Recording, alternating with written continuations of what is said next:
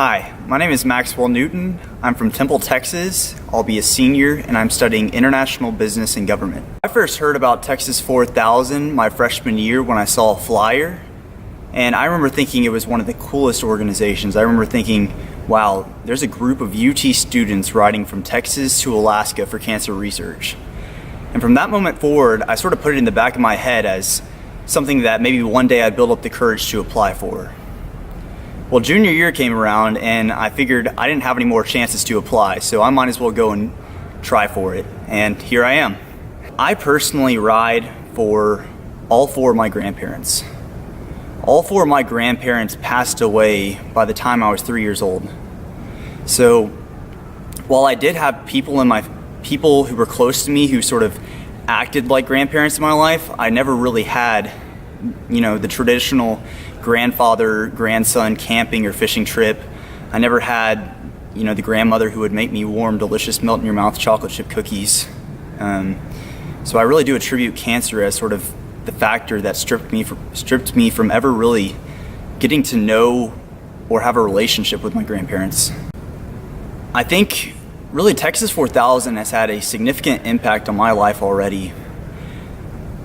Before applying for Texas 4000, I knew generally about my grandparents and I knew that they had all been affected by cancer, but when I applied for Texas 4000, it really pushed me to examine and ask questions of my parents about who my grandparents were and really how cancer had affected them.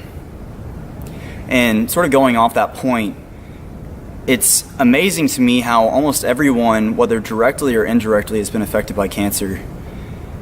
Since joining this organization, I think that's become a very obvious point in my mind.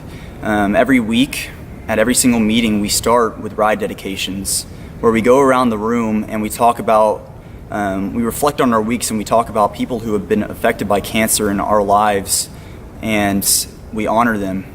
And really those ride dedications really have made me all the more aware of how cancer really is so prominent in this world. The thing that I look forward to most, and the thing that I think is going to be most challenging about the ride, is really all of the time that I have to sort of sit and reflect. There's going to be days along the ride where I really want to talk to people, and there's going to be days where I don't want to talk at all. And during that time, I'm going to have a lot of time to really reflect and think about what I'm doing and what I'm riding for.